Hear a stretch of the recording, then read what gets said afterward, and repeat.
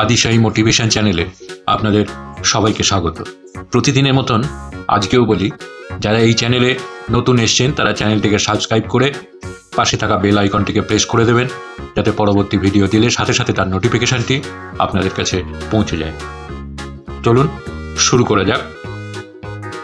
হুট করে বুড়ো হয়ে যাব আর পুট করে মরে যাব, তার চেয়ে বরং চ্যাক করে রুকস্যাকের স্ট্র্যাপটা টেনে স্যাট করে জুতোটা বেঁধে টুক করে বেরিয়ে পড়ব। কখনো সাই সাই করে হাঁটবো, কখনো কুটুস কুটুস করে ন্যাদোসের মতন হাঁটবো, কখনো খিলখিলিয়ে দাঁত কেলিয়ে দৌড়বো, কখনো জিভ বের করে ফ্যাচ ফ্যাচ করে কাঁদতে কাঁদতে হামাগুড়ি দেব, কখনো খসখস করে চকচকে টাকা গুনে ফ্লাইটের টিকিট কাটবো, কখনো ঝনঝন করে খুচরো কয়েন গুনে ডিম পাউরুটি খেয়ে রাত কাটাবো, ঝপাং করে পাহাড়ি নদীতে ঝাঁপ দেব, ধপাস করে বরফে আছাড় খেয়ে কুমড়ো পটাশ হব। হয়তো কোনো বড় রেস্টুরেন্টে কালো স্যুট আর পালিশ করা ট্যান রঙের ব্রোক বুট পরে নাইফ ফর্কে টাং টুং আওয়াজ করে ইতালিয়ান ডিশ খাবো। 24 ঘন্টা পরই কাদা মাখা হাইকিং শু আর ঘেমো হাফ প্যান্ট পরে কোনো অজানা পাহাড়ি গ্রামে বসে চো চো করে রক্সি তোংবা খেতে খেতে হিমালয়ের সাথে চুকু চুকু প্রেম করব। I don't want to die with huge bank balance. I want to die with golden memories.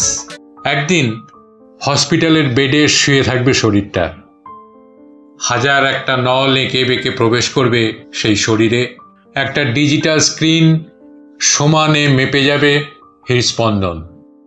55, 48, 35, 21, beep beep beep beep, একটানা একটা বেসুরো আওয়াজ। স্যালাইন আর ইঞ্জেকশনের গন্ধে ভরা সেই 8x8 চার দেওয়ালের মধ্যে থাকা শরীরটা এই যায় কি সেই যায়। প্রিয়জনদের ব্যাকুলতা, নার্সদের অস্থিরতা, চাপা কান্নার রোল, কিন্তু শরীরটা এর কিছুই আন্দাজ করতে পারবে না। জীর্ণ চেহারা, শুকিয়ে যাওয়া মুখ, মাঝে মাঝে কেঁপে উঠবে একটা দুটো আঙুল, সারা শরীরে যন্ত্রণার ছাপ সুস্পষ্ট।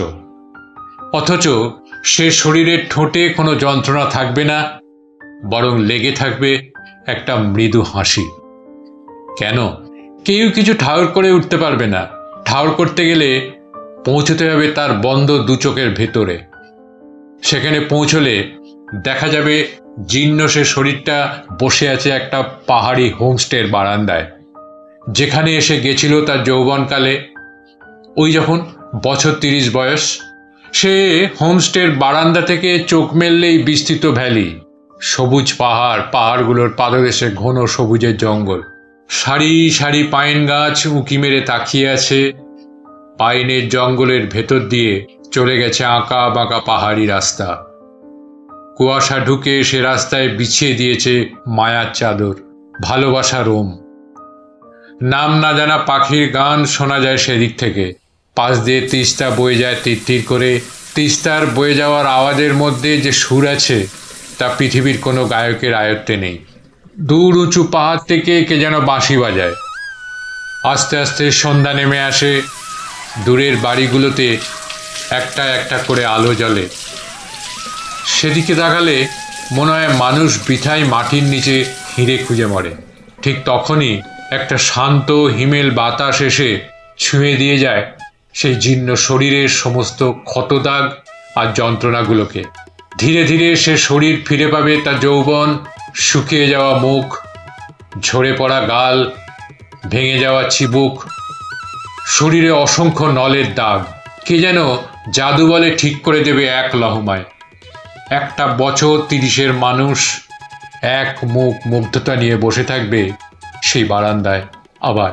আর এদিকে ঠিক তখনই আস্তে আস্তে থেমে যাবে মনিটরের স্ক্রিন, আর একটানা বিপ বিপ বিপ বিপ, এই বেসুরো আওয়াজ, পৃথিবীর সব থেকে মধুর সমাপতন।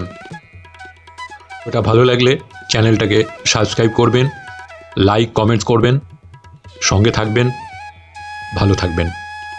নমস্কার।